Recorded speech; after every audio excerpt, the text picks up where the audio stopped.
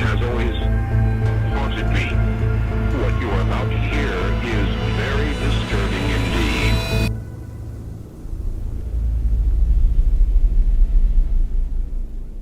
I'm so sorry for the length of this post. It's enormous. I actually have to split it into two because I watched Harry Potter. And apparently that's a way to get more content. I'm also going to start being transphobic, but that's another thing. I'm a TERF. Ooh. I had to Google what that meant, but yeah, not great. No. It's not grass. It's not grass at all. Yeah. For better or for worse, the end has finally come. I'm dead. After I post the other half of this update in a few days, I will never speak of these events again. I have lost far too much, and it hurts me too deeply to continue. Ooh. It has been a long time since I've talked about my fiancée and the events surrounding our vacation at her parents' cabin in Colorado, but I think enough time has passed. I've finally unearthed the secrets of Jose's family that they've been trying to hide from me for years. This subreddit has been remarkably supportive, so even though what I'm about to tell you is deeply personal, I got you pegged. helped me get this far, so you deserve to know what I found. We moved 2 weeks ago. I got a new job, so we found a new place in a few towns over that's only an hour drive from our old place. It's the same distance from Faye's work, but in the opposite direction. Oh, okay. As if by the law of horror film cliches, the strange activity has plagued us at night has ceased entirely for a week when we moved into our new place. However, it started up again after a while, just as I feared it might. Our new home has not yet been blessed by Angela when the activity started up again. She's the daughter of the Shoshone tribal leader who saged and blessed our home a few weeks prior. The imposter, or at an anotogkua. Yeah, I'm not going to give that one a shot because I know my own limitations. The imposter has not given up on Jose. Its game is to wear us down until we just give up. I had a Skype chat set up with Mason. I had a Skype. Fucking hell. I had a Skype. I had a Skype chat set up with Mason's mom. I had a Skype chat set up with Mason's very reticent mother, but per No Sleep's warnings, I waited until after we moved. The fear was that Laura might divulge something over Skype that the imposter could use against us. The more it discovers about us, the more closely it can mimic me and any of Mason's family members, living or dead. When he is asleep, Mason is highly susceptible to suggestion. That's how I got us to do anal. I only have a butt. I was going to say, I had just realized that after I said it, I was like, wait, in this situation, it would only be one. Anyway, the running hypothesis No Sleep has developed is that there are certain things the imposter needs to know about Faye, Mason, in order to fully infiltrate him, to control him, to kill him. We don't really know what it plans to do with him, but we do know that color? it is red. How long could you keep a Neopet alive? What is your mother's maiden name? Just trying to get into her big information. What's your social security number? But we do know that it is especially curious about the significance of the number 5. Which I've been trying to reach you about your car's warranty. Which Mason drew on a window while sleepwalking. He gets agitated anytime 5 is brought up, but cannot coherently explain why. I think that once it learns the meaning of the number, it will have full access to Mason and will be able to do whatever it plans to do with him. I sat on the couch with my laptop and Skyped Laura around 10 p.m. one night in our new place, about half an hour after Mason had fallen asleep.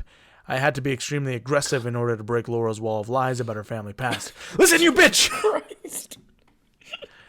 I like the alternate where the universe where this guy's just gone batshit. Yeah. And is like, tell me who, and she's like, what's happening? What? I thought you just wanted to talk about her birthday. Yeah. And just when she seemed ready to crack, Mason walked out of the bedroom. We now live in a 1-story house.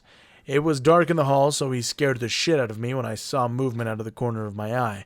He stood there in the shadows, rigid and still. His entire body was stiff. The head of his penis was...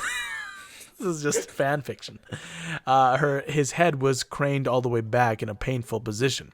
His chin pointed at the ceiling, and his arms were straight up in the air in a hallelujah gesture.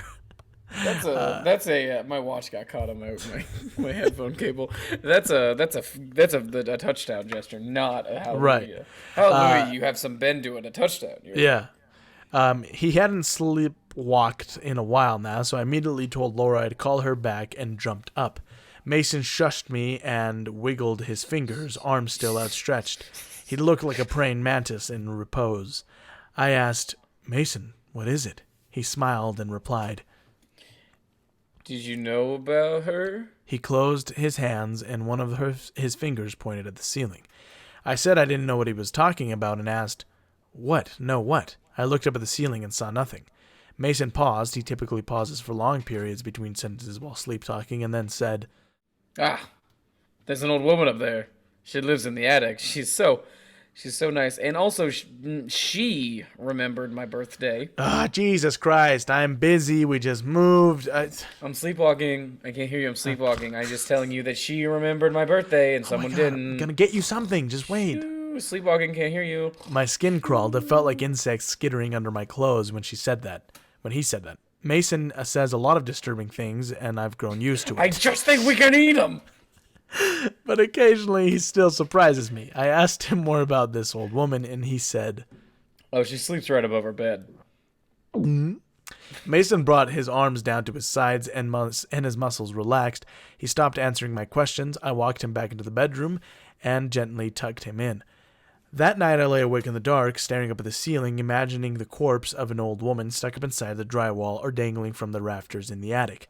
I couldn't shake the feeling that our unwanted guest had moved in with us and was now pretending to be a friendly stranger to trick Mason. That night I dreamed of a dark stain spreading itself across the ceiling in the shape of a large man, just like the vomit stains in our old house a few weeks prior. As I was falling asleep, I thought I heard something heavy dragging itself around up there. Jose's mother. Laura called the following evening. Jose wasn't home from work yet, so we had a good hour-long conversation before things got uncomfortable. I had to spend a lot of... That's what you... She's like, "I'm your mother." Jose's mom stopped. She asked that to me.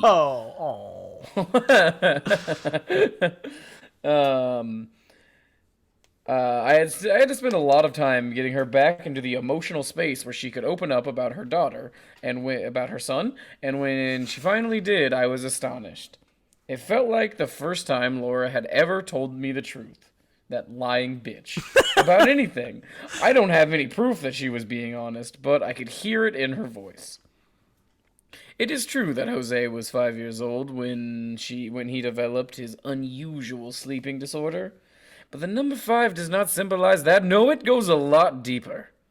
As I've mentioned before in the previous update, Jose's parents lied to me and told me that he had been visiting the cabin in Pine Peaks regularly throughout his life until he was 13. So, 6, 7, 8 years. And yet, Jose claimed he had never been there before. I'm starting to do a Tucker Carlson thing. So why is it that Jose claimed... Good evening. ...he'd never been there before? Curious, isn't it? This is what the left doesn't want you to know. In reality, Jose is actually a very nice guy. In reality, Jose went there a few times as a child, but his last visit was at the age of 5. He and his father, Greg, were outside building a snowman. I looked at this family as my father, Greg, my mother, Laura, my sister, Becca, and then me, Jose. Yes. I could have been adopted, I guess. I could have been adopted. Oh. No. Oh. Well, then, not. I am not Greg's son. Unless are. Greg is a very Hispanic man. Nope. Wow. Laura's a liar about a lot of things. He and his father, Greg, were outside building a snowman, but when Jose walked to the tree line and began speaking with someone that Greg could not see... when that happened... That's okay. So little Jose speaking to the tree line. He spoke his own name and said a few other things Greg couldn't hear. Then some sort of seizure. He went into some sort of seizure and became catatonic. When he came to, he cried for hours. Anyway, back to when he was 5. But apparently there was more to the story. Just as Jose got home from work and walked in the door, I heard Laura say, "A few months before that, I was pregnant." The second I covered the mouthpiece and said, "Hi, sweetie," Laura hung up the phone. I kept this revelation to myself for a while. Laura didn't return my calls after Mason went to bed, so I never found out what happened to her pregnancy. Did she have a miscarriage, an abortion? Did she give More up like the a baby Mr. for Carriage, adoption? am I right, ladies? I'm making it a thing. Hashtag Mr. Carriage. Ooh. Was it not Greg's child? Millions Millions of questions swarmed my mind. I didn't sleep at all, and I could barely hide my thoughts from Mason. He knew something was wrong. He's quite perceptive and can read me like a book. But I acted like I had a stomachache and went to bed. I got the shits! That night I had... Jose, Jesus Christ, you seem really unhappy and worried. What's wrong with you? What's wrong, buddy? I got the shits! Ooh, I gotta go. That night I had an absolutely terrible dream, probably the worst one I've ever had. In it, an adult Mason attacked his pregnant mother. She was sleepwalking but screaming wildly and pummeling his mother, just like he had pummeled the guest bedroom door when his sister and his infant nephew, Becca and Caleb, visited us last month. There was blood everywhere in the dream, and Mason ran off into the woods with a fetus. It was so violent I jolted awake, nearly screaming. I've never heard one. I've never hurt a baby. See, a fetus doesn't count, guys. Well, as the degenerate left pro-abortion, technically, punching a fetus in the face is okay, as long as it's not through a pregnant woman's stomach. Right. That should be said. Right. Yeah. This is what the left wants you to Good think. evening. This is what the left doesn't want you to know. By their rules, you could punch a fetus in the face. Ooh. Fucking Tucker Carlson. He fucking sucks. He's human. He looks like he's got Lego hair. Mm-hmm. Yeah. Yeah, that's a good way. Cracks Yeah. me up. When I woke up, Jose was sitting upright, staring out the window. He was awake, and I could tell because his posture was normal. His eyes weren't rolled back in his head or blissfully sealed shut. He said, "Did you hear it too?" It took me a while to figure out where I was when I saw... What the fuck? When I saw him sitting there in a pristine white t-shirt, I sighed in relief. There was no blood anywhere. It was just a dream. Before he could answer his question, I heard a baby crying. We live in a bigger suburban neighborhood now, so it was entirely possible that it was the sound from one of the nearby houses. But Jose's reaction to it really disturbed me. The look on his face made me think the sound was causing him physical pain. Oh, I got the shit. He cringed and shut his eyes, trying not to cry. I cupped his face with my hands and told him it was okay. But as I did, another voice rang out from the dark. It was a little girl. She was speaking as if to a baby. From what I could hear, she said, Where do we go inside? Up in the trees? Where? Starting to cry. Not down in the hole. And not down there, no. Jose started crying too. I looked out the window, but couldn't see anything. He said no explanation for why he was so upset, other than... He's back. He's here. I know it's him. I didn't want to scare him, but I completely agree. You know what? You're fucking right. Conversation with Nathan. I had missed a call from Nathan the next morning when I woke up. It was Saturday, and Mason and I had plans to get new furniture at IKEA, one of my favorite places in this world. While he was in the shower, I returned Nathan's call. He answered on the first ring. He sounded terrible. The first thing he said was, "Felix, do you know anything about the child?" A few weeks prior, he had said, "Tell me about the child," and I had no idea what he was talking about. Now I had a pretty clear idea. So I whispered to him that that Mason's mother had been pregnant with Mason when Mason was 5, but I had no idea what became of the baby. He told me to get as much information from Laura as possible at all costs, but to keep it from Mason. He also told me that he was going to mail us a special herbal mixture, mugwort, damiana, and Callia zacca something, to make it into tea before bed, and therefore would shield us from the impostor's intrusions. I asked Nathan to explain what he meant. He said very simply, "The At-an Ano Tog Kua does not read minds. It reads dreams." This was astonishing. It was an astonishing revelation to me. It explains so much about the cabin. The imposter mimicked Faye's grandfather because she probably had a dream about him at the cabin, and it mimicked my mother for the same reason. It mimicked the people that Greg saw die in the war because he frequently had nightmares about them.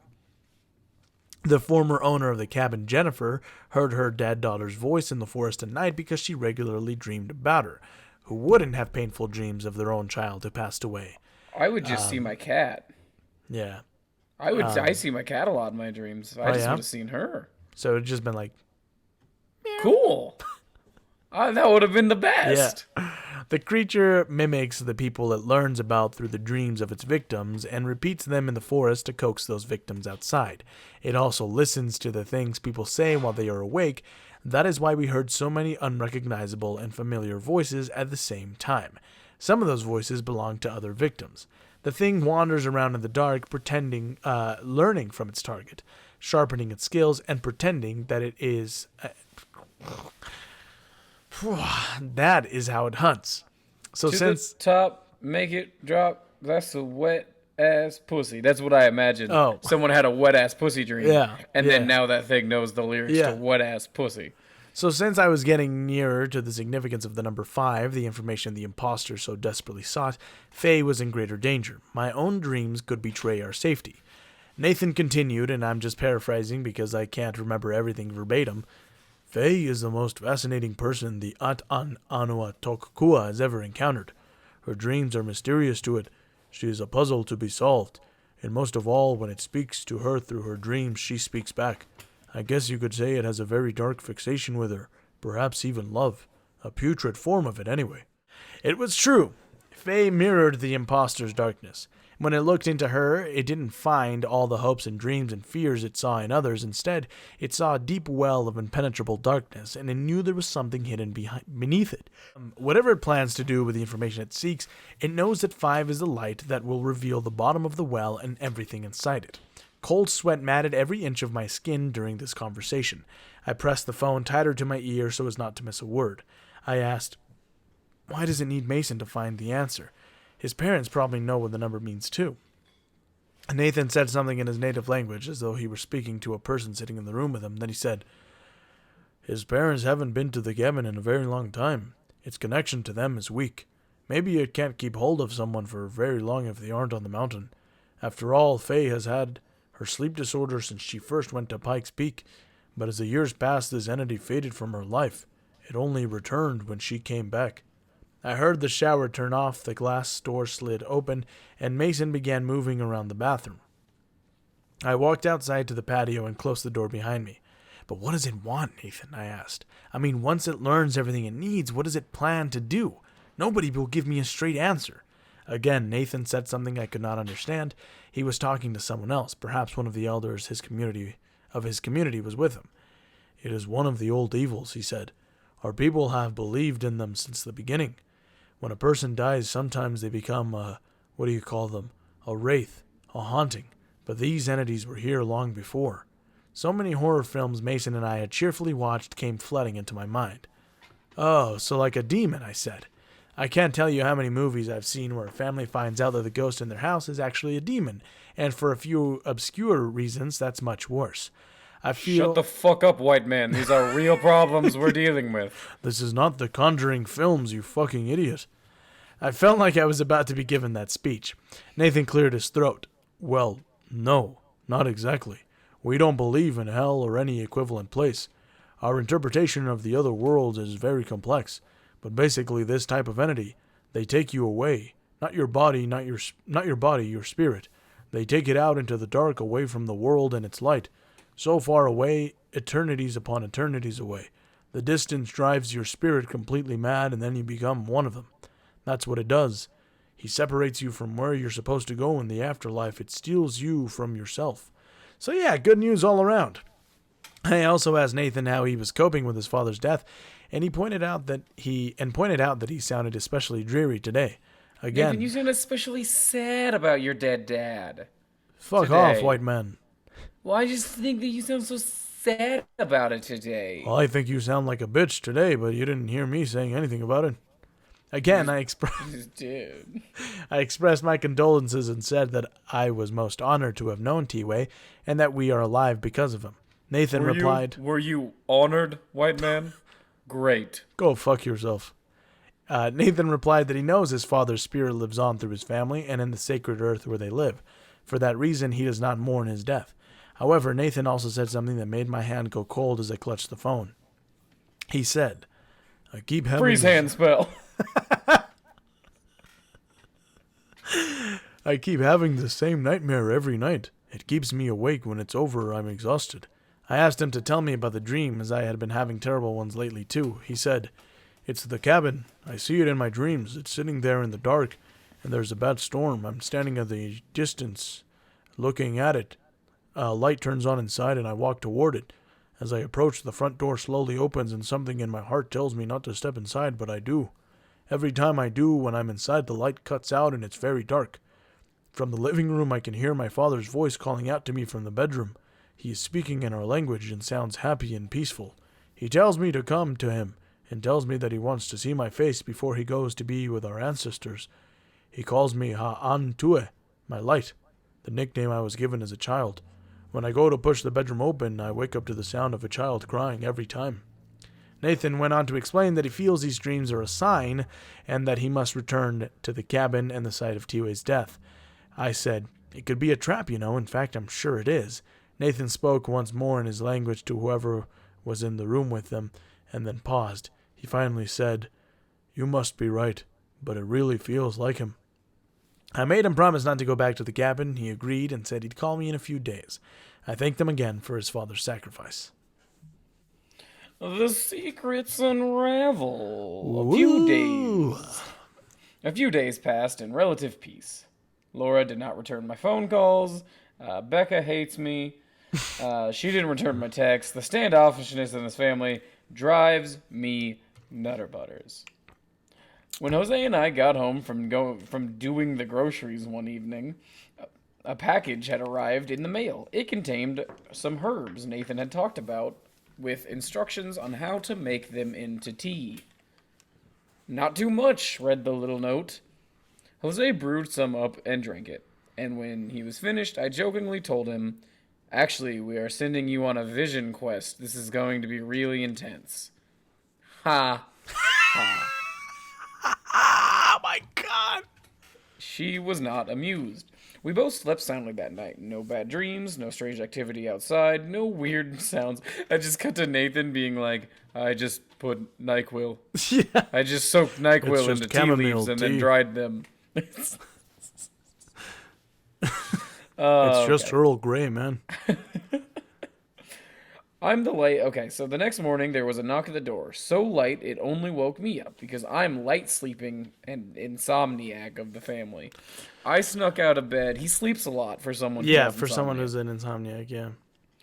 I snuck out of bed, trying not to wake up Jose, and crept to the front door. It was Laura. She had come to our new home totally unannounced and uninvited. My cock was out. Mother-in-laws, am I right? Ugh. I immediately knew I don't know. that there I'm was alone. I wouldn't know.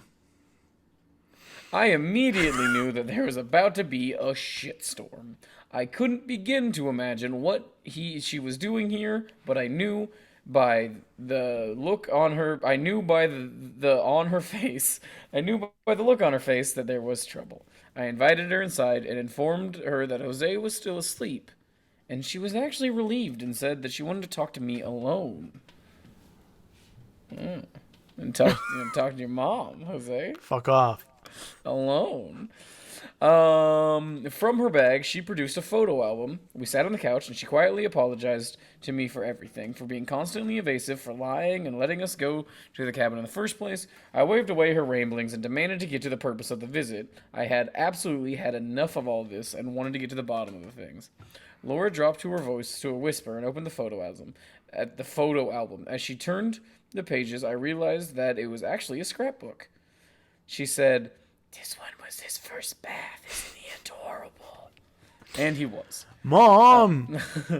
A very elaborate one that had taken years of effort to construct. There were photos, drawings, designs, letters, postcards, even a necklace, and some flattened flowers. I saw pictures of Faye, of Jose, I had never seen before. He was absolutely adorable as a child. His glowing smile poked out from beneath the little strawberry locks in shucks. photo after photo. Laura said, "This is what I wanted to show you. I don't know how to talk to Faye or Jose about it." I was amazed. It took expert handiwork to craft something like this. What a nice scrapbook. Can we focus? I just saying it's a really good scrapbook. "You made this?" I asked. She flipped further into the scrapbook and revealed a few old pictures of herself in later stages of pregnancy. The centerpiece of one of the pages was a photograph of Laura, big-bellied and bearing a youthful smile, and a little 5-year-old Jose curiously resting his ear on his mother's tummy. The image was priceless, and one that hadn't seen the light of day in decades. Jose and I put this together, actually. When he was very little, it made sense. He never played sports. We kept trying to get him to play sports or go do stuff, and he just wanted to scrapbook with his mother. No. Jose is one of the most talented arts and crafts hobbyists I've ever known.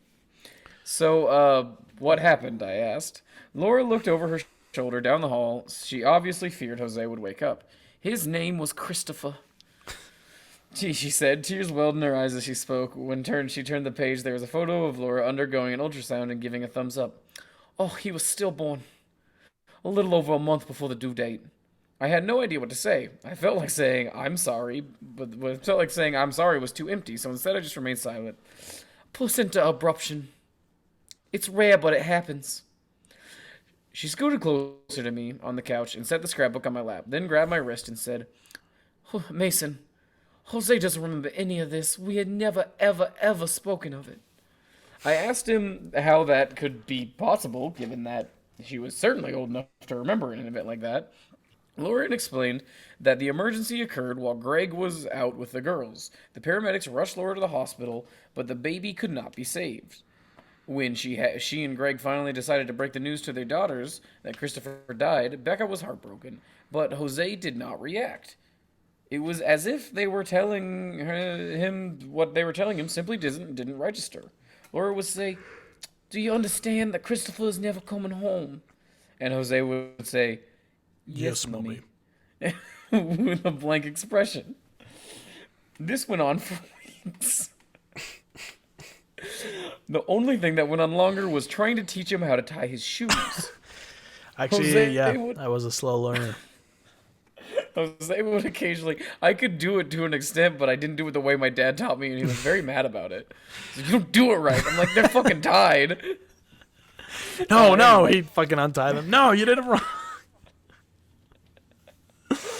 Jose would occasionally ask about Christopher as if he'd be visiting soon, and then suddenly, he didn't remember anything about him, as if he never existed. She began to act out in school and would throw violent tantrums for no reason. A child psychologist warned that Jose was not handling the situation well. Glad we paid you $500 for that. Was not handling the situation well, so Laura and Greg decided to spend several days up at the cabin with the girls in hopes of separating little Jose's mind from the event. That's when it happened. Whatever it was that lives up in the forest, up in the trees, or down in the hole, took notice of Jose. It wanted to learn more, but his little dumb brain, his tiny brain, had shut down in terror when it got too close. Laura said, "After that day, Jose never talked and spoke with Christopher again. Oh no, I lost that accent. He seems completely unaware that he ever existed. I'm doing like Christopher Walken now. I don't know. I'm sorry. He seems unaware. After that day, Jose never spoke of Christopher again. Of me, Christopher And seems Walken. completely unaware that he ever existed. Quite suddenly, Jose's voice erupted from behind us. He was standing there in the hallway. Akatoa! That's what you erupted, you know? E2, Brute! He was standing in the hallway, perhaps for a long time. I slammed the scrapbook shut, like a liar, and went out of the room. There was an agonizingly long moment of stillness, during which all of us exchanged surprised looks. What's that? He finally asked, pointing at the scrapbook in my lap. I was useless, a deer in headlights. Laura got up and got between me and Jose, giving him a hug and asking him how he was feeling. I'm good. What the fuck is that, though? What is that? What's going on here? She said they needed to talk, but Jose pushed her aside and walked over to the couch. His fiery eyes locked on the scrapbook and didn't blink. He reached down and opened it. The page revealed a colorful cutout of the number 5. It was one of the final pages of the book. His jaw trembled. His tears instantly welled in his eyes. A look of excruciating pain fell over all his face, and he began hyperventilating. Laura rounded the couch, trying to assuage her, but Jose slapped her hand away and grabbed the scrapbook, and then raced off to the bedroom. He cried in there for hours. His mother said it was just like when he was a boy. He locked himself in his room and cried. That's not what I was doing in there. I spent the rest of the day alone. Well, I don't, because everything was so wet when you'd come out. It was sticky, Mother, not just wet. I spent the rest of the day alone. Mason never emerged from the bedroom. It wouldn't speak to me when I knocked, so I played Overwatch to distract myself from the horrible knot of stress in my stomach. What a fucking asshole. Whatever. I'm gonna game with the boys. This is the most traumatizing thing, like, of a repressed, stillborn family member, Yeah. and he's just like, ha, I'm Winston. Nice. Meanwhile, texting my best friends Richard and Jason regarding the new developments. When I got up for a drink, I heard the bedroom door click. Mason was ready to let me in. J-Bone, you'll never guess what's happening. Boys, get on. We're gonna play some fucking COD. I want to be Tracer. Nice. She was sitting on the bed with a scrapbook in her lap when I pushed the door open. I said as gently as I could, "You want to talk about it?" His face was streaked with hundreds of tears, his skin was pale, and his eyes were lifeless. Never had I seen him in such a state. I considered calling the paramedics for fear that he might hurt himself or me. He said, I remember now. I stood there in the doorway, afraid to make a move. I wasn't sure how Mason would react to the knowledge that I had been conspiring with his mother about their secret past. Mom and I spent all summer getting the nursery set up, She said, tracing a finger over one of the photos. Dad was so excited that he was finally going to have a son, so we did a sports theme. I walked over to the bed and sat down, quiet as a lamb, trying not to trigger another explosion. He's like, I walked over to the bed and just went to sleep. It's much sadder when you think that I was a boy. He was excited to have a son, so we did a sports theme. Mason kept his hands pressed on the scrapbook as though he were feeling for a pulse. The colorful number 5 rested at the center of the page, laid over various photos. In one, there was a baseball mural painted on the wall with 5 players, and in another, a toddler onesie in the design of a basketball jersey. It displayed the number 5. What is this kid, fucking Chance the Rapper, that he was already obsessed with the number? The threes. Yeah. Mason started crying again and choked out. Yeah, Christopher. Christopher was going to be the 5th member of our family. Oh. Yeah, we got that. He's number 5. I have 2 more siblings? No, you have 1 sibling and you have 2 parents. That makes 4 of you. Oh, I didn't count myself. Yeah, you fucking dumbass. I'm not. Oh. We talked for a long time. Mostly Mason talked. I just quietly watched his face in awe as a deluge of ancient memories flooded his mind. Would you just shut the fuck up? You ever get into one of those conversations where they're like legitimately being like really into it and you're just like, oh fuck, I was just trying to be nice. I don't want to do this right now. Sometimes he could barely speak. Other times he shook his head and said it was all a dream.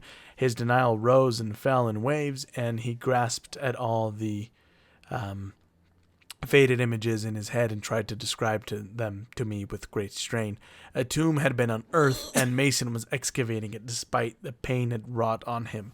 All I could do was hold his hand through it. That night, I made Nathan's tea again. We both drank it. Jose fell asleep. I stayed awake watching Netflix. Just as I was about to shut off the computer, I heard rustling outside, and then the voice of a little girl. She said, "It's Faye. It's Jose." "That sounds like a little girl." "I can't see you. Who are you?" I walked down the hall and peered out of the blinds in the living room. A dark figure walked past the window, scaring me half to death. It came from our backyard, and no doubt had been standing beside our bedroom window. I ran down the hall and grabbed my sweats and shoes and bolted to the door and looked around all the property. Was he not wearing pants? I guess not. There across the road, standing under a street lamp, was a man. His body glowed in the pale yellow light. His face was totally black. He looked nearly 7 feet tall, and one of his shoulders was noticeably higher than the other. His posture was rigid and reminiscent of the way Jose sleepwalked. Oh no, it's just I'm happy to see you again. Threw my shoulder out of place. I need to go to the hospital. Hey, can you give me a ride to the hospital? Shaquille O'Neal. It's like Scooby-Doo. Right, yeah. You know what I mean? Yeah. When they constantly like run into celebrities. Yeah. George Takei. What are you doing running this kabuki theater? Anyway. I knew exactly who it was. 5-6-time All-Star, former MVP, Shaquille O'Neal. I can't explain what prompted me to run after him, but I just wanted to grab this thing by the goddamn neck and beat it to death with my bare hands. Perhaps it was because I was so tired, my fear instinct hadn't kicked in yet, or perhaps I just had enough. But instead of clawing me to death right there in the street, the figure turned and ran.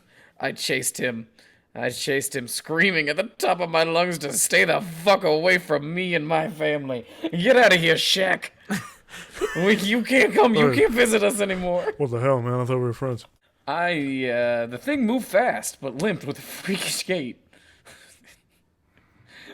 My mind envisioned a rail-thin creature made of oily black parts stretching on the costume of a human and gracefully lurching around in it. This thing was not a person.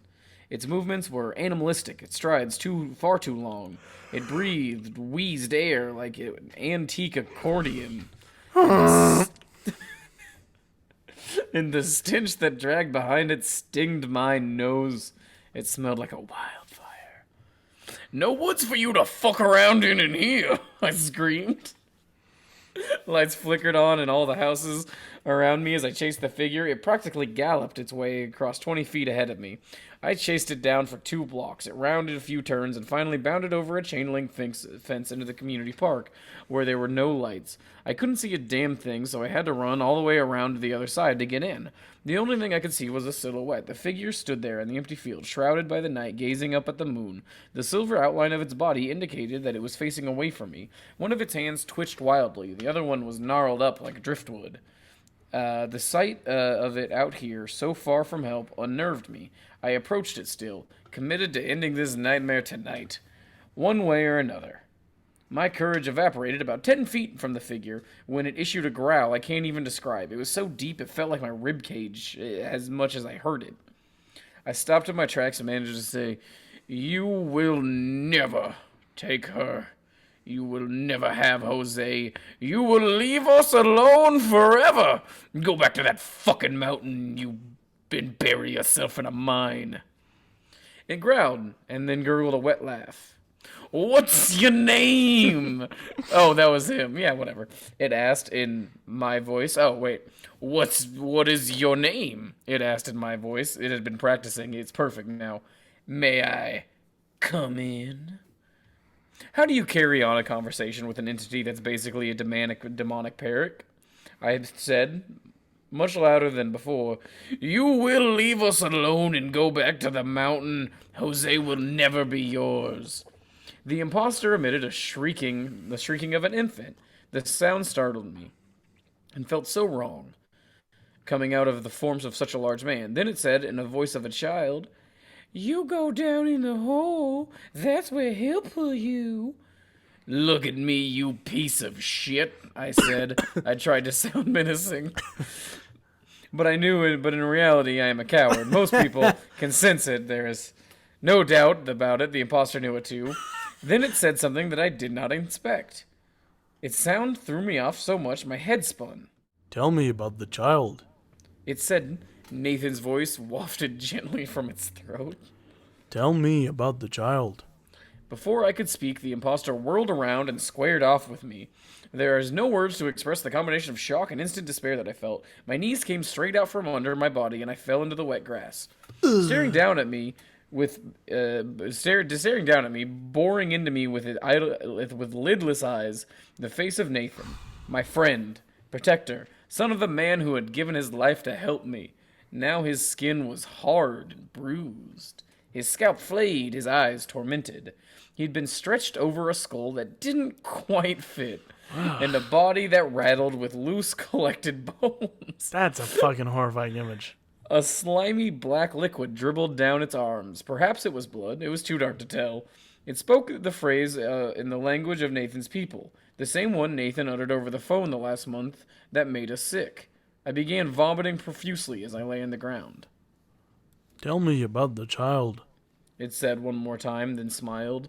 The lips spread and stretched in expressive malevolent joy, bearing the rotten maw of a long-dead wolf. Nathan's voice seeped out of it. "Let me speak to the one who followed you home." I gasped for air, but couldn't command my body to move. The creature took a few steps towards me, and I slammed my eyes shut, expecting to feel its hideous fangs in my neck. Instead, I heard footsteps approach, then recede in the opposite direction. When I opened my eyes, the imposter had stepped over me and walked away. He was already in the distance, moving quickly, back toward my neighborhood, toward my house. "Followed you home." Oh, it repeated, voice echoing in the cold air night. "Followed you home. Followed you home." You motherfucker. Nathan was working with him the whole time? No. When I was 3 years old, my parents and I went with some family friends to a cabin up in the mountains. One of the other family's kids was sick with some sort of flu. A few nights in, I came down with it and threw up everywhere, over and over. My father was so grossed out that his reaction made me cry a lot. "Oh, you're a fucking sicko," he said. My mom had to kick him. Ugh. My mom had to kick him out of the room while she took care of me. His horrified expression imprinted in my mind forever and taught me that there is something terribly wrong with being sick. Son, the thought of you swimming out of my balls is so disappointing right now. You're gross. I'm 28 years old now, and I spent years of my life being absolutely paranoid about throwing up. Emetophobia can control You so should much be. of... Hey, son, it's me. Just stopped in to tell you gross. You're still gross and I still hate you. Okay, I'll talk to you later. Don't forget you're gross. Emetophobia controls so much of a person's existence. It makes you afraid to share someone's drink, afraid to eat without washing your hands, afraid to get on roller coasters, afraid to fly in planes, afraid to try new things. I think you just have anxiety. Yeah, I was going to say, also, you should be afraid of like a couple of those things. Don't share drinks and eat without washing your hands. Yeah. Anyway, but at some point after decades with that phobia, you almost forget what causes you to regard all of those things with fear. The possibility of vomiting becomes subconscious. You don't even think about it anymore. You're just afraid of virtually everything that could cause it. And yet you have no immediate explanation for why you are afraid anymore. You just are. I always thought throwing up is a little therapeutic. You feel much better afterwards. Yeah, I don't like thrown to, up, and I never you like know. to give into it. But then when I inevitably end up throwing up, I'm like, oh, I feel Oh great. no, I'm constantly like, if I'm like that to that point of being sick, I'm just like, I'm gonna go throw up now. Like my body isn't telling me when I throw up. I'm telling my fucking body when we're throwing up. And I'm going to throw up. I don't have a gag reflex. That doesn't work. Oh. It's a whole thing. Yeah, we learned it. I do not have one. Mason, next time I visit, we're gonna have some fun, you and I. Not like I would. It doesn't matter whether I had one or not for you. Is that a good thing or a bad thing? I don't know. Anyway, although that possibility no longer lingers at the precipice of my conscious thoughts, the imposter found it. He went straight to the core of my being and saw what terrifies me the most. He brought it out and used it against me, repeating Nathan's spiritual purge chant. What the thing he's most afraid of is throwing up. Yeah. Didn't just disable me there in the field, it was a reminder of the creature's remarkable power to turn my own flawed humanity upon me. A reminder that it was planning to make me suffer in the most personal of ways. The imposter was designing a personal hell for me, and it was nearly ready to drag me down into it. And so the world collapsed on me. I laid there on the ground, puking my guts out, knowing that my fiancée was asleep and unguarded in a bed, while a terrifying being strode toward her through the dark. It called out her name in every voice familiar to her. It said things that would make him happy. It begged for help and mimicked the cries of children. It capitalized on his innate motherly instincts, of his buried memories, and on the vulnerability of his unconscious state. And all I Mason could do would never go to help a crying baby. He just loves to watch babies cry. Again, he's never hurt one. That I've seen. He just likes it when they cry. And all I could do was stagger around and wait for the thrum of my death-gripped heart to subside. After a few moments, moonlight poured back into my vision, lighting the way out of the park. My pulse recovered from its frenzy, and the numbness of my limbs faded. The taste in my mouth for once didn't paralyze me. I tore through the streets to get back to my house. I had no plan. You son of a bitch, that's my wife. That's my wife! That's my wife. A lot of lights were on in the houses that lined my street. Many of my neighbors had likely heard me screaming. I hoped this meant that the imposter would think twice about moving out in the open beneath their watchful gazes. The front door of my house was wide open, and it was pitch dark inside. I shouted for Mason, but couldn't find him. The bed was empty and disheveled, as though he'd jumped out of it or had been dragged from it. A faint sound caught my attention, the sound of crying, and I struggled to determine where it came from. After looking in every room, I realized it was coming from outside. As I stepped out the sliding glass door in our bedroom that leads to the backyard, the sound grew louder and mixed with the shuffling noises. There's a walkway that runs alongside the side of our house and connects the backyard to the front. And there in the darkness was Mason. He was sleepwalking in the most unusual manner I had ever seen. He stood high up on the balls of his feet as before, but was bent over at the waist. His hair and arms dragged lifelessly toward the ground, and he shuffled towards the street where I had first seen the shadowy figure. Mason's neck was craned in such a way that I could see his face swaying just outside his left thigh. Two mournful eyes peered up from it, and his lips trembled as he cried. I couldn't tell if he was conscious or not. He mumbled something, but with his cries I couldn't make out what he was saying. How's it heavy? Huh? How's it heavy? What do you want? How's it heavy? Helvin. Who the hell is Helvin? Heavy. All right, well, I'm going to go back inside, figure out what's going on with you. She mumbled something, but her cries made I couldn't make out what she was saying. I wrapped my arms around his waist and literally carried him inside. He clawed at me and landed a tiger palm on my crotch just as we careened into the living room. A police car drifted by, its flashlights tracing all across the houses. I gently closed the door and peered out the window. It took me a moment to see it, but in the tree in our front yard, a dark form was crouched in the thickest branch. I yanked the curtains down over the blinds. Mason and I remained awake for the rest of the night until dawn. I heard footsteps on our roof in the attic, but no voices. On 2 occasions, someone knocked gently on the front door and once on the sliding glass door in the back, but we remained in the living room. We communicated only through pen and paper and prevented each other from nodding off and dreaming about me, about the scrapbook, or about Christopher. The last thing she wrote was, I've got an idea, bitch. explain tomorrow. At about 6 a.m., my cell phone buzzed on the table. All had been quiet for a few hours now, and Jose and I were almost done with the second Lord of the Rings movie. When I grabbed the phone, I was surprised to see that it was the that it was the ranger from Pikes Peaks. I was surprised to see that the ranger's... Oh, yeah, his name's Greg, because I'm not good at thinking of names.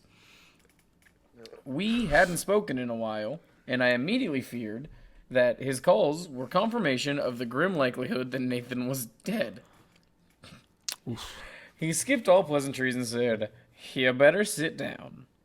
A nauseous fear just crept up from my throat when he said that. I shook my head and replied, "Just tell me, just tell me." Static began to form around my peripheral vision, which happens when I'm feeling faint. If it grows and covers my entire field of view, I'll pass out. Yeah, that's how that works, right? Yeah. When the ranger cleared his throat and tried to speak with composure, but I could hear on the voice that he'd been crying. "We got a call from Nathan's relatives. Said he'd been missing for a few days. Thought he went camping with his buddies, but none of them knew where it was. On my morning routine, I dropped by Jose's folks' cabin." There was a long silence, which told me everything I needed to know. But then the ranger said, "We got cops everywhere up here now. Whole mountain shut down. They've still got T-Way listed as a missing person. But now they're hunting for a body. Like they mean it this time. Looking for a murderer too, but..." I interrupted him and demanded to know why there was no way I could hide the frantic anxiety any longer. The ranger said, "Something's happening up here. Up at the cabin. They did something to him. I don't know how to tell you." He paused, struggling to hold back tears. I crumpled to the floor while he spoke. "I told you to sit down, dummy. The news..." Oh shit. Fuck. "The news singed every nerve of my body. Singed, you're right. Radiated up from my stomach, across every limb. My scalp tingled. The static grew in my vision. "I need to know," I said. The ranger insisted the details were unnecessary, but I begged him. What I was about to tell you is a paraphrasing of what the ranger said. Some of this info might change as the Denver coroner performs an official autopsy, but this is what we know. The bathroom window of the cabin had been forced open from the outside, but also the front door was unlocked and slightly open when the ranger arrived. The bedroom door was locked from the inside. It appeared that two people, one of them being Nathan, had been staying inside the cabin for 2 or 3 nights. Nathan's satellite phone was found inside, my number being the last one it dialed. He's gonna get wrapped up in a murder case. Yeah. He doesn't have time for that right now. It was unclear whether Nathan was present at the cabin, but when we last spoke, when he promised he wouldn't go to the cabin, there was a buck knife jammed into one of the walls, and many unusual symbols and words had been carved all over the hallway leading from the living room to the bedroom. There were words in Hopi, the language of Nathan's people. They're the language that Nathan's people speak, and Zuni, a language they do not. The words haven't yet been translated, but there was a carving of a large dreamcatcher outside the bedroom door, and a non-lethal amount of blood splattered on the carpet and lower wall opposite of said door. On the inside of the bedroom door, there were small marks everywhere, as though someone had been pounding on it very hard. The ranger and sheriff speculated that Nathan sat on the floor in the hallway for several hours, or perhaps an entire day. Someone was in the bedroom, but the door remained locked. It's possible they had a long conversation. At no point was the electricity or heat functioning in the cabin because it had been shut off after I was rescued on my second visit. This meant that however long Nathan stayed there, he remained in the dark, in freezing weather each night. 2 pairs of tracks were found leaving the cabin. One from the bedroom window, the other from the front door, heading into the forest out back. The tracks joined together, indicating that the 2 people walked side by side into the woods.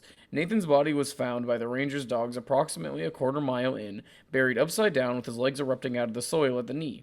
Upon exhumation, it was discovered that Nathan's face and scalp had been flayed or mutilated, and there were deep lacerations in his back that appeared to be from claws, and carvings on his arms that looked self-inflicted. The unofficial cause of death, however, was suffocation. He had been buried alive. Oh, and everything in the cellar was gone. It was completely empty. I've never come so close to ending my own life. The guilt and horror I felt at hearing the ranger's words are still ineffable, so I won't bother trying to document them. Somehow I convinced myself there would be a time for grieving in the future, and even for acts of penance, but right now I needed to focus on Mason. After all, he might end up just like Nathan and T-Way if we didn't figure out what to do. A few days passed with no strange activity beyond a voice here and there, and I was hesitant to let Mason sleep for fear that he would dream of his little brother and give the impostor what it sought. But he explained to me his idea, a plan to get rid of the creature once and for all. And for the first time in months, I actually felt a glimmer of hope. We kept drinking Nathan's tea after concluding that it was doing no discernible harm, and Mason spent the days furiously drawing, journaling, and texting with his mom and sister. I called Angela, the Shoshone woman, and requested that she come visit us with her hypnotist friend to speak with Mason again, and to bless our new house. I also made a large donation, as large of a donation as I could afford, to T-Way and Nathan's community to help cover the cost of their funeral ceremonies. In my spare time in the evenings, I wrote a letter for both of them. I intend to read it at their place of burial someday. Each night, Jose went to bed crying. He had definitely entered some kind of mourning process long delayed by years of denial, and now I bore witness to a lifelong impact of his loss. Never have I seen a human in so much pain, but Jose assured me that he would be all right, and that I should have faith in him. I silently obliged because I trust him more than anyone in the world. He knows himself. Ha! He knows himself real well, and I'd put my faith in that. One night, I snuck into the bedroom and retrieved Jose's drawings. He had produced several pictures of his own nightmares, of memories from his childhood, and of a young man that looked like him. I believe he is Christopher, or at least how Jose imagines Christopher might look. He had he survived, grown up, and all of that and such. He wrote all kinds of things around the drawings, mostly detailed descriptions of the images, sometimes stories from when he was young, and wrote his brother's name dozens of times. He even drew a family portrait that included himself at age 5 holding a smiling baby. On the 5th night, after the incident at the park, Angela and her hypnotist friend arrived. As I mentioned before, I haven't been giving the hypnotist's name because I don't want you to have to keep track of too many people. But I did introduce a second Greg into the story. Jose informed our guests of what he believed would get rid of the entity for good. I went outside and set the drawings under the tree in our front yard where I'd last seen the shadowy figure. But then we got Jose comfortable. And set him up on the couch. Fortunately for us, Jose had the remarkable ability of being able to fall asleep at any time in any place. So That's called narcolepsy. Was dim the lights. It was dim the lights in the house. I made a pasta dish for dinner, for everyone, and within an hour, he was out cold. This time, he didn't drink Nathan's tea. No. For a long time, Angela, the hypnotist, and I sat at the kitchen table over the coffee and ice cream. We kept our voices low and discussed recent events that related to the cabin, waiting for the imposter to show up. The hypnotist was especially interested in the dream catchers and wanted to know who made them. I told her I didn't have any idea, and that at first I thought the entity itself created them. After speaking with the No Sleepers, which is the Reddit community, who are more insightful than I am, I started to believe that someone had summoned or was controlling the entity with the original dream catcher. It's the Ranger. He's evil. No. Or that was just the most random person I could think of. Anyway, okay, then when I broke it, I realized it was protecting me. She said, "Do you think it's possible one of her family members created it, or the Ranger? Do you trust him?"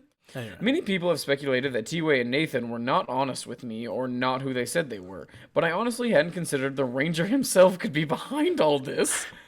I conceded that it was possible. Jose spoke a few times in his sleep, laughing, and said things like, "Do you need help with that?" or "What the hell are you doing?" After he said the names of his boss, I realized that he was dreaming about work. We waited until about midnight, and then no activity had occurred. No sounds were coming from outside. Angela woke up Jose and said, "We need to take a more direct approach."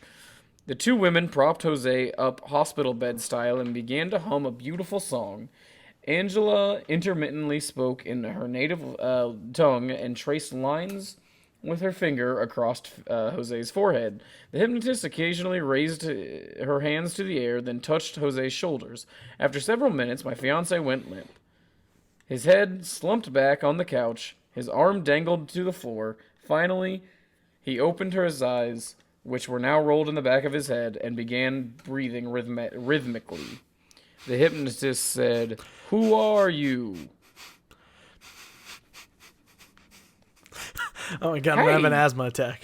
Down the street when the street pulled went low. Anyway, Jesus Christ, I took it all out of his feet. Anyway, the hypnotist said, "Who are you?" Jose. He replied simply, Jose. "Are you alone? I am with you. Who else is here?" Angela. Felix. Erica. That bitch. Erica is her boss. The hypnotist corrected Jose and said, "Erica isn't here, you dumb bitch. It's just the four of us." Jose looked puzzled for a moment and then said, Okay. Okay. The title of the creator. Yeah. Okay. Angela joined the conversation and touched Jose's arm. She asked, "The one who follows you, the one who calls out in the night, where is he now? Is he here?" Jose's head craned from side to side like he was emptying water from his ears, and then replied, No. "Where is he?" Jose sat motionless for what felt like a whole minute, and then finally said, Across the dark. The hypnotist said, "Jose, can you tell him out? Can you call out to him? Can you ask him to come here?" He remained silent. The hypnotist asked again, "Jose, can you call out to him? Can you make him come here?" Jose said forcefully, No. Angela said, "Honey, we can't get rid of him unless you bring him here." Jose began to whimper. His mouth trembled, and he uttered in the voice of a small child, Please. No. Goosebumps rippled across my arm, and as I sat on the table watching, Angela implored, and Jose began to cry. "You have to call out to him," the hypnotist repeated. "Tell him where you are." Jose slowly rocked his head back and forth and tried to reach up into the air to protect himself. But when the weight of his hypnotic state kept him in his place, suddenly his body went stiff, his eyes rolled forward, they landed squarely on me, then looked over my shoulder and focused on something 1,000 miles behind me. His mouth opened slightly, and a gurgling sound came up out of his throat. He said in a wet and masculine voice, Watch you. Watch you. Jose leaped off the couch and shuddered. On God! Shuddered as though he were trying to throw something off his back. His body stayed rigid and turned and faced away from us. Cock Every hard. joint, Raging hard on. every joint in his limbs popped with sickening cracks. Fucking hell. Sorry. He bent his head back and stared up at the place at the ceiling, where the ceiling met the wall in front of him, then tightly balled his fists and said again, Watch you. Watch you. Watch you. The hypnotist and Angela were standing now, gathering around Jose to prevent him from hurting himself or dashing off into the night. I played safety a few feet away, trying to be ready for anything. The hypnotist said, "Faye, tell us where he is." She breathed through gritted teeth and then forced out the word, Bedroom. We all turned and looked behind us down the dark hall. The hypnotist wrapped her hand around Faye's forehead and began, from behind, and started whispering into his ear. I turned and quietly moved down the hall toward the bedroom. As I approached, I could hear the sliding glass door in the yard open. When I stepped into the bedroom, a cold breeze was blowing in. The glass door on the opposite wall was wide open. Who wants a glass door in their bedroom? In their bedroom? No, thank you. Fuck no, that. No. Fuck that entirely. Yeah. Anyway. On the opposite wall was wide open. I looked to make sure I wasn't about to get ambushed, then approached the door. The backyard light had a motion sensor that was automatically activates when something moves. It was off. The yard was dark. However, at the far end, I could make out the shape of a man. The same figure I'd seen a week earlier. The one I'd made the dire mistake of chasing after. This time, the figure was even larger than it was before. It appeared to stand at roughly 7 feet tall. It faced away from the sides of... faced away, as always. Its head was cocked toward the moon. Its hands lay pressed against the sides, his fists balled tightly, clutching many pieces of paper. Jose's drawings. It growled. Wolmai. Wolmai. I slid the door shut as fast as I could and locked it. Then raced to the living room. No, thank you. None of that. Have a good night. All right. Jose was sitting on the couch, head still craned up towards the ceiling. When Angela and the hypnotist were speaking to her, they implored her to wake up, but it seemed as if she was struggling to return. Outside, a voice howled. It sounded like a little girl crying out for her mother. Again, the voice erupted. Laura's shouting, "Greg, we need to take her to the hospital." Jose began to convulse. The two women clutched her tightly and begged her to wake up. An infant began to shriek in the yard. Then it slowly moved down to the side of the house to the front door. There was a loud, slow knock, followed by more voices. The knock repeated over and over, and Becca's voice called out from behind the door. "Faye, where are you? Or Jose, where are you? Help me. Please help me." At last, Jose sucked in a huge breath, leaned back on the couch, his head returned to a normal position, and he stood up frantically trying to collect himself. The pounding on the door grew louder. The voices began to overlap as though several people were standing in the front of the house crying out in the night. And the neighbors are just like, phew. Yeah. Phew. He said breathlessly, "It's here. It's here." And looked at me. In Jose's eyes, I saw uncertainty and terror, mirrors of my own state. But then, a look of conviction fell over his face. The fear seemed to evaporate right off of it. A man began to cry outside the door and said in Greg's voice, "He was my child too, Laura, my son. Did you think a weekend in the goddamn mountains would make me forget?" Jose gasped. His words were so perfectly clear that I never believed that I nearly believed he was on the other side of the door. "Don't you fucking dare," Laura's voice shouted. "Just let her forget. Let her forget. This doesn't have to be her burden too." Jose burst into tears and wobbled over to the door. He rested his face against it and reached for the knob. The shrieks of the baby echoed through the house, followed by a little girl saying, "What's your name? I can't see you. It's Jose. Jose." I watched my fiancé collapse to the floor in despair. Angela and the hypnotist, who were doing fuck all up until this point, took a step forward. They're just like, wow, this is a good soap opera. Nuts. Holy shit. I watched my fiancé collapse to the floor. Angela and the hypnotist took a step forward, but Jose put his hand in the air to halt them. Halt! He sat on the ground, leaned back up against the door, brushed the strawberry locks out of his face. The door knocked again. My own voice followed it, saying, "May I come in? It's freezing out here. Another storm's coming tonight." I have to tell you something. Jose said, gently knocking on the door. "Yesterday, all my troubles seemed so fun. I know what you really want." What you really, really want. So tell me what you want. What you really, really want. I wanna possess you. Oh. The voices fell silent at once, and only an uneven breathing remained. I had a baby brother. He said. His name was Christopher. He was number 5 from the TV show The Umbrella Academy. He was number 5. Smitty Wurtzemanjigger. Yeah. He was number 1. I love that episode so good. much. Jose knocked on the door again. After a minute, something knocked back. I remember now. He continued. I couldn't remember for years, or I guess I didn't want to. It's easier for me to just pretend things never happened. Some kids make things exist, friends, monsters, places, but I made Christopher not exist. That way I didn't have to lose him. His death was just make-believe.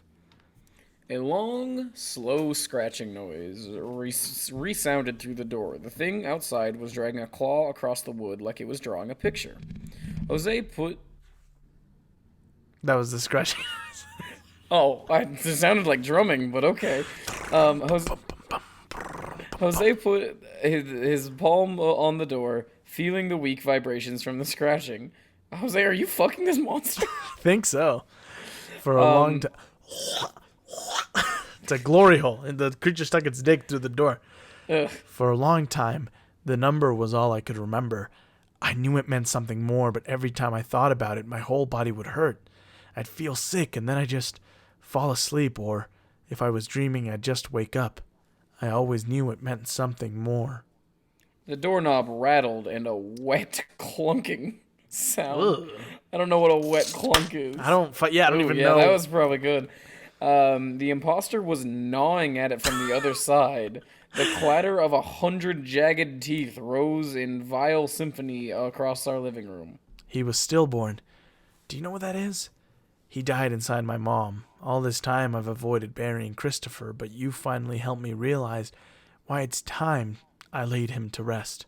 From across the door, we heard, and that's what we've been trying to get you to understand, Jose. Oh my god. No! Jose, come here. Come hold him, Becca's voice called out. I don't get it. He falls asleep so fast when you've got him. You want her to be your new mommy, Caleb? The scratching noise persisted. Jose wiped tears from his eyes and took a deep breath. Now you know everything. I wanted you to know. Not to stop trying to kill me, but just to, know, you know? A chorus of voices rang out in the night. An infant screamed, a toddler cried, a Greg and a Laura and a Becca and a Tywee and a T-Way and a Nathan and a Ranger all spoke at once. Decades of pain washed through the door. Words of anguish and sorrowful cries drowned out all other sounds in the room. Angela, the hypnotist, who's still doing fuck all, and me, who's also doing fuck all, exchanged terrified glances. But Jose remained motionless at the door, staring up into my eyes. He didn't blink. You creepy motherfucker. The knocking on the door swelled into violent pounding. The entity used every possible trick it could. It tried... So a door can stop this thing really easily? Yeah. It tried... It seems weak. Yeah. Anyway, it tried to hit her right where the wounds were fresh. It tried to tear the oldest scars, but Jose never budged. He held his ground, emotionally speaking, and never took his eyes off me. They were filled with a knowing calm, as if to say, enough. When the imposter got no response, it stomped from the front door to the nearby window. It towered over us and blocked out the moonlight. It lit up the drapes. A huge shadow fell across Jose, and she sat there unmoved. Who am I? Who am I? It growled. Jose's lips quivered. But... Gross. But he said nothing. A Titanic scream. No, it's more like here's a Titanic scream. Ready? Near, far, wherever you are. Yeah. Oh, God. Good movie. Titanic scream erupted from the creature. I think mine was funnier. Yours is funny. It's a Titanic scream would be more like, we're drowning because we fucking ran into an iceberg. A boat scream is... Anyway. It slapped the glass with its open hand. I read that as it slapped my ass, and I was like, what? Ooh. What? What story are we reading? The sound shook our home and struck a lightning bolt of terror in the pit of my tummy. But Jose did not react. He didn't even flinch. The entity said something I did not expect. Instead of assuming the voice of someone we knew, it spoke in several I did not recognize.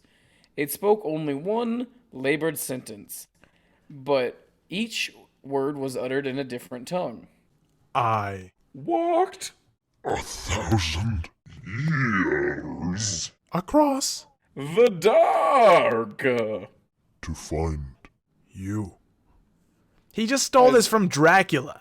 That's what And fucking. I That's would what. walk 500 miles. and That's what I Dracula. would That's what walk Gary Oldman's Dracula says. He says, "I have walked across a sea of time to find you." I mean, it's a little different, but it feels like this guy just watched Dracula and was like, "Ah, shit, that's a good line." A small part of me wanted to run away screaming. I was so afraid my legs wouldn't even move, though. The finality, the longing of what it said was incomprehensibly dreary. I totally lost my nerve. That moment, another thing even less expected happened. The shadow receded from the window, coloring Jose's face with the silver dim kiss of the moonlight. Sullen footsteps lurched across our yard and vanished to a backdrop of crickets. After a while, we were alone. All three of us looked down at Jose, and a relieved smile spread across his face. He wasn't crying anymore. I'm sorry, so the monster was a good guy all along? I don't fucking know, man. No, it wasn't, because it ate all those people. But then it was just a hope. People. It was just a hopeless romantic in the end, and he was like, "I've walked across the dark to find you." It killed those people, but it only in. Well, it's just like Dracula, right? In an effort This is to just make Dracula. her understand her own internal. This pain. is just Dracula. Oh my god! Because in Dracula, the creature, Oh my god, this is just Dracula. it He separates. can't come in unless Yeah, he's. it's separate. Well, yeah, but in the story of Dracula, the creature Dracula separates the guy from the girl that he's trying to get at, right? And he brings him to his castle and he tortures him there. He tries to break him, and then eventually the creature makes it to the place where they live, and it tries to get to the girl there, and then it has a line where it talks about walking across thousands of years or whatever to try to get to her, and then it's destroyed in the end, and the girl's like, "I understood, it's okay, I forgive you," kind of thing. It's very similar. It's been several days since the imposter left. It returned once, only to sing the morose lullaby, "So me I do, I'm a naked soul, me I do." I'm a little naked soul. Me, I do. I'm a little naked soul. Mason slept through it entirely. I didn't mention it to him. My fiance/co-host has been sleeping well since that night. He hasn't talked at all, and certainly hasn't sleptwalked. In fact, he hasn't even really been tossing and turning like he normally does. It's as if like a corpse. Oh my god, he's dead. It's as if a dreadful weight was lifted from his shoulders. During the days he cries, he cuddles with me and talks about his childhood. He Skypes with his mom and sister. They cry too. I have shed many tears with him and for his loss, but I understand now what he did. Jose... Is he gonna explain it? Because it was pretty fucking dumb. Mason never dreamed of Christopher, only the number 5. As a child, he repressed the memory and pain of his death and thus forgot about him. That number became the lockbox in which he was hidden. It was the coffin he buried him in, and he buried him so deep within himself he couldn't even remember him in his nightmares. That is why the entity never fully understood what he was hiding, and that is why it never gained full access to him. Mason's lifelong sleep disturbances were his mind's attempts at keeping the welling pain repressed. What? If you speak long enough into the void, someone is bound to start listening. Someone or something. Well, hold on, you missed a line there of he invited dark attention to himself. By talking in his sleep. Right. But by talking in her sleep, he invited dark attention to himself. If you speak long enough into the void, someone is bound to start listening. Someone or something.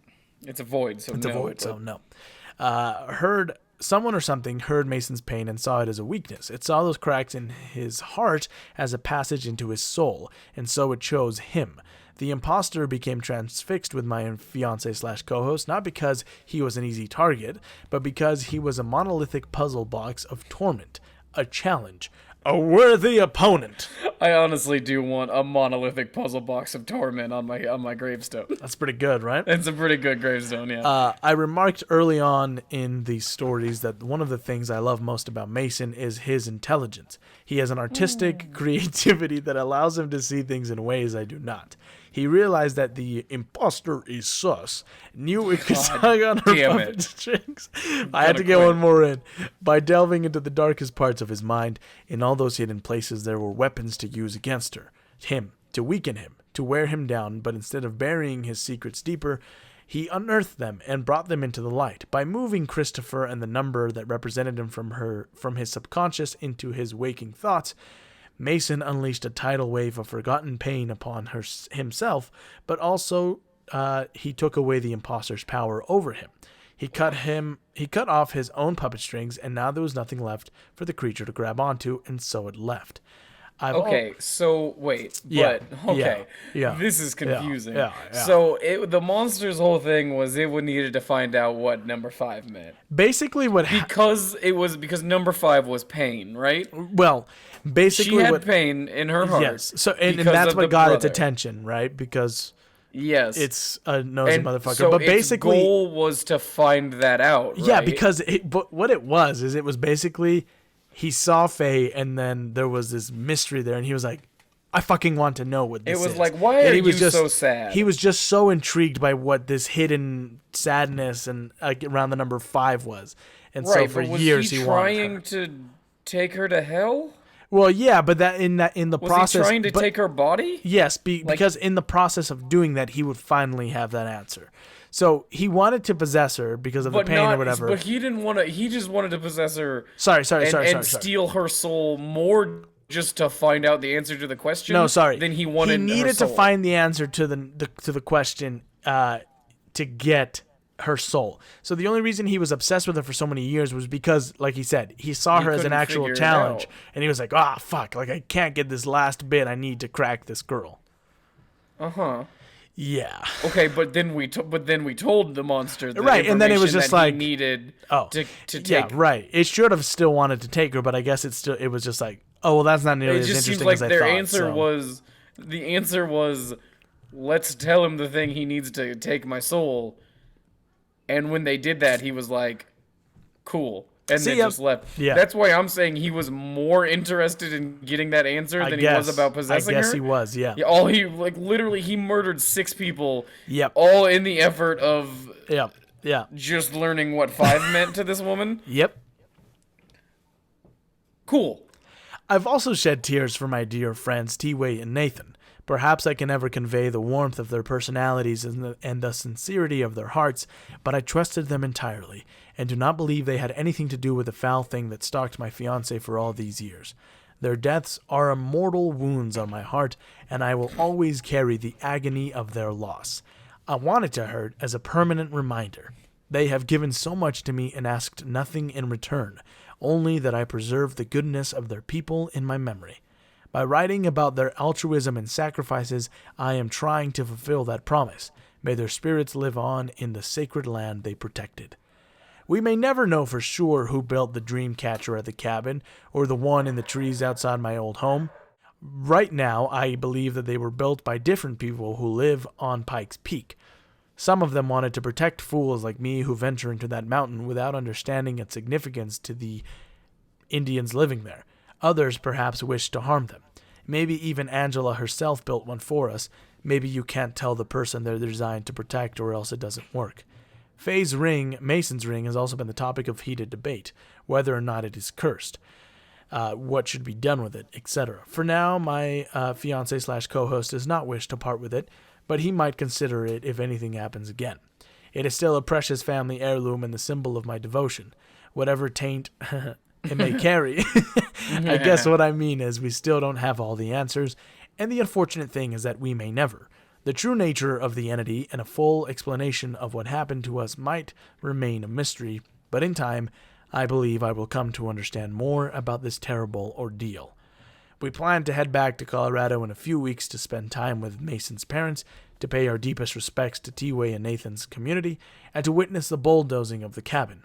Whatever secrets it still hides, let them be buried beneath the rubble and the snow of decades to come. I don't think the cabin had anything to do with it. The cabin, it was the woods around the cabin. The cabin had nothing to do with it. Yeah. Here, somebody wrote this comment. They said, have you considered that the entity may have been Christopher? Hear me out. He died whilst in his mother's womb. Perhaps if Laura had visited the cabin while she was pregnant, it could have injured her baby, and thus he died. Nathan says it steals the essence of one's being and kidnaps it away for itself until... Nope, I don't think so. Well, I guess... then they say... What if it took interest in Faye from childhood because it recognized her as its family? What if when years came later, it tried to unearth the secret in Faye, not because it wanted control, but because it wanted her to remember him? Remember it, him, Christopher. I walked 1,000 years across the dark to find you. What if Christopher was looking for his family through the binds of the spiritual torment his soul has endured, and all it wanted was to be remembered? Actually, that's pretty, yeah. I don't know. No. Well, okay, I get, but I don't think it can unless it got the fetus. Yeah, I don't know. Anyway, well, that's... I guess he did have... Didn't someone have a dream about stealing a fetus? Yes.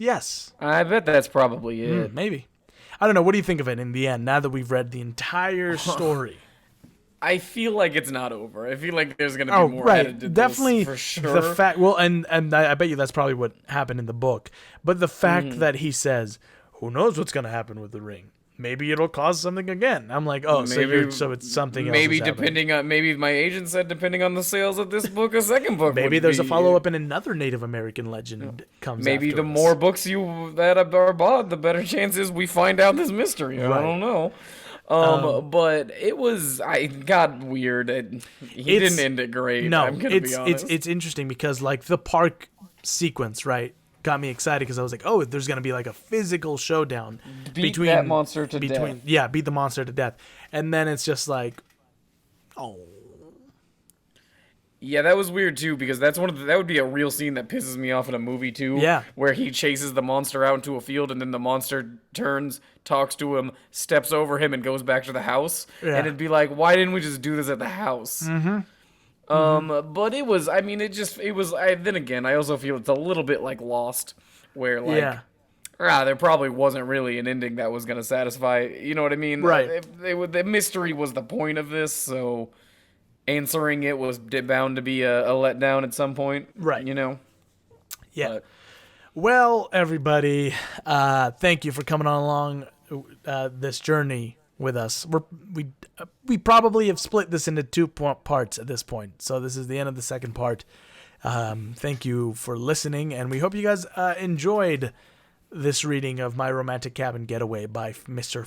Felix Blackwell. Go check out his book that expands more into this. It's called, what did I say? Stolen Tongues is what it's called. Yeah. So go check it out. We made fun of this a bit, but honestly...